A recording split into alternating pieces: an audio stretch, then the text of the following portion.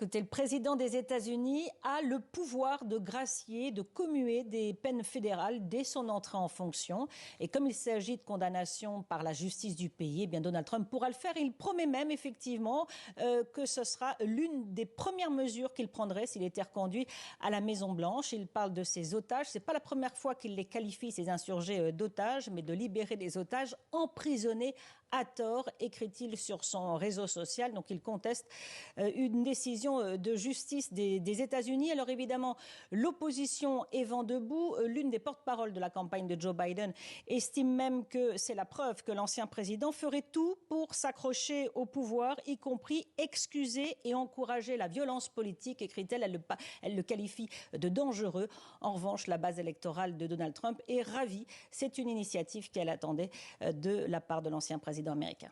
Et sur un plan personnel, cette fois, Elisabeth, Donald Trump demande le report de son procès pénal prévu à New York dans 13 jours, le 25 mars. Pourquoi cette demande ?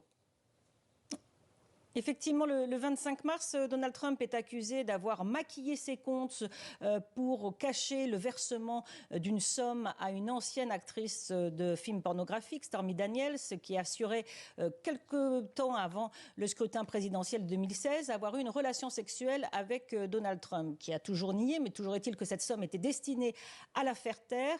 Eh bien, Donald Trump risque jusqu'à 4 ans de prison ferme dans cette affaire. Donc, pour l'affaire du Capitole dont on vient de parler, il avait saisi la Cour suprême sur son immunité en tant qu'ancien président des États-Unis. Il estime qu'il ne doit pas être poursuivi parce qu'il a été président.